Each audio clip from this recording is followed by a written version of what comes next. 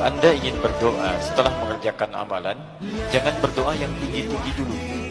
Isyarat Quran, minimal berdoa, amal itu minta diterima dulu.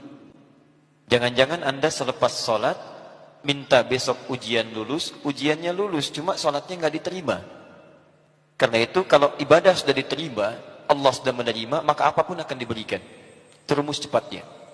Dan setelah itu Nabi membiasakan tersebut, hadis Ibnu Majah, nomor hadis 925. Pasca beliau salat itu selalu melekat kalimat minta diterima amalnya. Allahumma inni as'aluka ilman nafi'a wa rizqan thayyiba wa amalan mutaqabbala, dan mohon terima amalan saya. Saya bermohon pada Allah. Quran surah kedua ayat 45 sampai 46. Gurau saja ya. Ya sejenak. Wasta'inu. Perhatikan kalimatnya wasta'inu.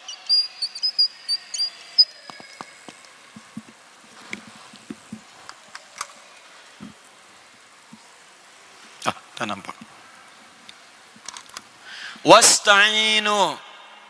Dan jika kalian punya persoalan dalam kehidupan, maka mintakan solusi, minta tolong. Ini perintah Allah. Kalau kita hendak merubah kalimat perintah ini, fi'il amr, dalam bentuk permohonan, ya Allah, sekarang kami minta solusi, minta tolong. Wasta'inu, mintalah pertolongan, minta solusi. Lalu kita katakan, ya Allah, sekarang kami akan minta solusi. Maka kalimatnya akan berubah dari wasta'inu menjadi nasta'in. Nasta'in.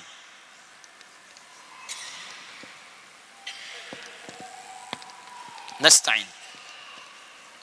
Kalau kita katakan, ya Allah, kami minta solusi ini hanya kepada Engkau saja, tak ada yang lain.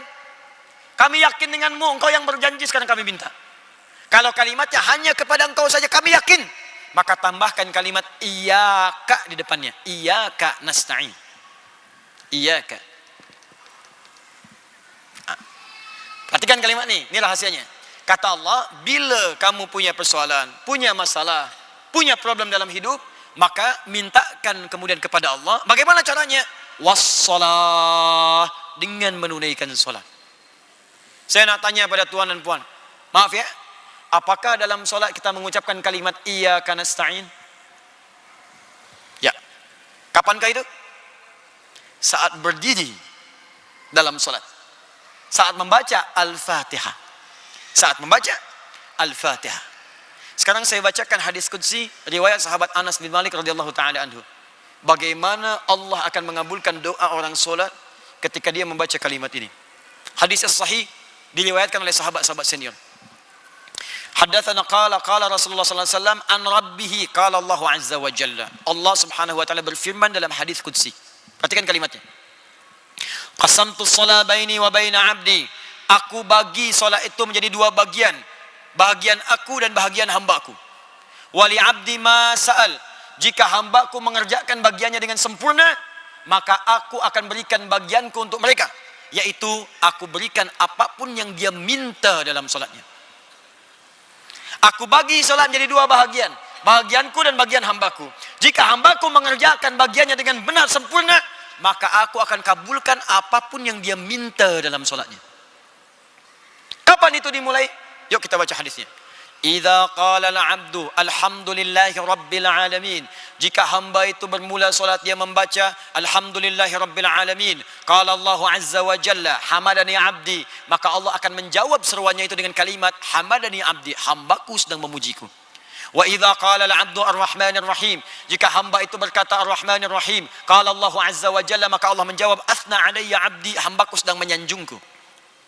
Wa idza qala al-'abdu maliki yaumiddin. Jika hamba berkata maliki yaumiddin, qala Allah azza wa jalla majjadani 'abdi, hambaku sedang mengagungkanku. Awas, kerana tu kalau sedang solat, rasakan kita ini ditatap oleh Allah. Tak mampu melihat, tapi rasakan kita dilihat. Dan rasakan dijawab setiap kalimat kita tuh. Itu yang disebut ihsan namanya. Orangnya disebut muhsin. Bukalah hadis riwayat Muslim di jilid yang pertama, nomor hadis yang ke-8, riwayat sahabat Umar bin Khattab radhiyallahu taala anhu. Sebelah kiri paling atas di kitabnya. Dinukil oleh Imam An-Nawawi rahimahullah dalam kitabnya Al-Arba'in An-Nawawiyah, nomor hadis yang kedua, dikenal dengan hadis Jibril.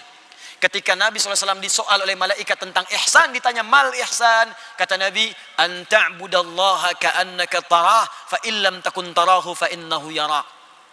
Engkau beribadah menyembah Allah, ta'budallah, engkau beribadah menyembah Allah. Kalau kita ingin beribadah, kita ucapkan na'budu.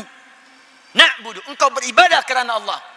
Seakan-akan engkau merasakan ditatap oleh Allah Subhanahu wa taala sekalipun kau tak mampu menatapnya. Rasakan. Nah, sekarang ini rahasianya. Wa idza qala al-'abdu iyyaka na'budu wa iyyaka nasta'in. Jika ada seorang hamba berkata dalam solatnya, iyyaka na'budu, ya Allah sekarang kepadamu saja hamba menyembah. Hamba sedang solat, sedang menghamba, sedang ibadah, kepadamu saja. Tak ada yang lain. Wa iyyaka nasta'in. Dan sekarang hamba ya Allah punya soalan dalam hidup, punya masalah. Hadirkan dalam hati kita tuh, rasakan. Tuhan punya masalah apa? Tuhan punya problem apa? Hadirkan dalam hati. Jadi bukan sekedar bacaan saja. Begitu caranya, hadirkan dalam jiwa kita. Ya Allah, ini suami saya, istri saya, anak saya, budak-budak, di sekolah, problem di kantor, di pekerjaan, jabatan. Hadirkan di benak kita nih. Nabi Zakaria tuh melakukan itu. Jadi ketika berdiri dalam sholat, beliau minta. Qala rabbi habli min ladunka dzurriyyatan thayyibah innaka sami'ud du'a. Ya Allah, mereka berkata hamba tak mungkin punya keturunan. Karena secara medis istri hamba divonis monofos dan mandul. Kata klinis tak mungkin punya keturunan. Mohon dalam sholat, dalam berdirinya, berdiri. Dijawab oleh Allah. Fanadatul malaikatu wa huwa qa'imun yusalli fil mihrab. Turun malaikat, beliau masih berdiri dalam solatnya. Belum tuntas solatnya, masih berdiri dalam solat. Annallaha yubashshiruka Yahya. Allah berikan berita gembira, engkau akan punya anak, langsung bahkan namanya dari Allah Yahya, yang berarti hidup. Yang mustahil menurut manusia terlahir dari rahim seorang perempuan yang monofos dan mandul bayi hidup, kata Allah tak ada yang mustahil. Kita nih ditunggu oleh Allah dalam salat, wa iyyaka nasta'in, dan kepada engkau ya Allah kami memohon sekarang petunjuk, pertolongan, solusi. Apa jawab Allah? Perhatikan jawabannya di hadis qudsi. Hadza baini wa baina abdi. Inilah kata Allah yang kumaksud perjanjian antara aku dengan hambaku. Wali abdi ma sa'al. Dan jika hambaku benar salatnya sampai bacaan ini, apapun yang kau minta sekarang aku akan kabulkan. Saya tak mau berjanji lah. Tapi kalau ada masa lagi berkunjung berkuliah ke sini, kita bahas fikih solat, ada 4 rahasia dalam solat. 4 ni kalau benar dilakukan, maka doa-doa kita sulit untuk ditolak. Hadisnya sahih. Bahkan dalam ayat Quran tu ada beberapa posisi yang langsung minta yang terbaik. Jadi kalau ingin masuk surga, minta surga yang paling bagus. Kalau dunia, minta yang paling hebat. 4 tu berdiri, 2 ruku, 3 sujud, 4 sesaat sebelum salam. Bagaimana caranya? Nanti kuliah yang lain. Nah, tapi apakah setiap orang yang berdiri minta? Belum tentu. Apakah setiap orang yang baca ini dikabulkan? Belum tentu. Kecuali orang yang saat solat dia ikhlas kerjakan dengan mengingat Allah. Bagaimana cara mengingatnya? Khusyuk. Wa innaha lakabiratun illa 'alal khashiin. Bagaimana cara khusyuk? Alladzina, ayat 46-nya, alladzina yadhunnuna annahum mulaqu rabbihim wa annahum ilaihi raji'un. Kalau hendak ikhlas dan khusyuk, maka rasakanlah engkau sedang menghadap Allah, mungkin itu solat terakhir yang engkau kerjakan. Demikian saat berzikir, mungkin di zikir terakhir, saya wafat dalam keadaan berzikir. Subhanallah, subhanallah, subhanallah, wafat. Sujud, wafat. Karena itu kalau hendak solat, mendengar panggilan azan, siapkan pakaian terbaik, yang paling halal. Karena mungkin itu panggilan terakhir dalam hidup, mungkin kita wafat lah. Allahu Akbar, Allahu Akbar. Cari pakaian baik. Buka Quran surah ke-7 ayat 31. Ya bani Adam khudhu zinatakum inda kulli masjid. Hai anak cucu Adam, jika ada panggilan dari masjid, cepat kenakan pakaian terindahmu. Bagaimana tuan-puan ni? Diundang oleh manusia, datang ke parti, pakaian baik luar biasa yang undang manusia. Belum tentu sehari diundang 5 kali ada parti. Pakaian bagus, semua bagus, kasut bagus. Diundang Allah pakaian macam tu. Pakaian olahraga dipakai pula pakaian untuk solat. Depannya Messi, belakang Ronaldo, bingunglah malaikat. Hah? Bagaimana kita bisa mendapat rahmat? Pakai yang paling indah. Ya, terakhir saya punya kisah sedikit saja. Ada seorang perempuan tu di Qatar dulu. Ini soleha perempuan ini. Ini kisah nyata. Saya dapat riwayat-riwayat dari orang fiqh. Jadi dia sangat dekat dengan Allah dan dia tuh begitu ikhlas menunaikan solat. Selalu teringat kalau ada panggilan Allah, cepat dia respon. Tibalah masa pernikahan dia. Saat dia sedang bersolek tu, berhias, berzina. Tertiba kemudian mau masuk isyak. Ibundanya datang. Ibunya berkata, kamu siap, kita akan perkenalkan kepada orang-orang yang datang nih, hadirin yang datang.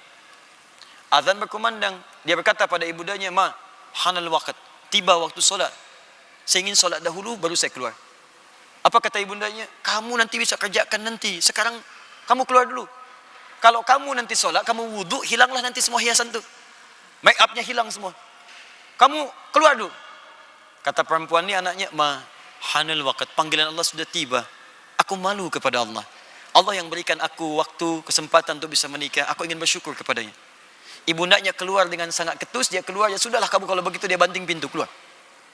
Maka dia berwudu. Wudu dengan sempurna, dengan khusyuk. Jatuhlah make up itu. Dia siap menunaikan solat. Khusyuk, enak. Ini kisah nyata, enak solat. Begitu dia sujud, lama dia sujud tu, nikmat. Saking nikmatnya, lama tak bangun lagi dia. Disitulah ternyata saat terakhir dia hidup. Ya ayyatuhan nafsul mutmainnah. Manusia menginginkan ia menjadi pengantin dunia, Allah menginginkan ia menjadi pengantin akhirat. Manusia menginginkan ia berzina bersolek dengan make up dunia, Allah menginginkan dia bersolek dengan make up akhirat. Lepaskan tu make up dunia, ganti dengan make up akhirat. Wudu. Insyaallah. Begitulah berzikir. Rasakan seakan-akan kita akan wafat. Indah.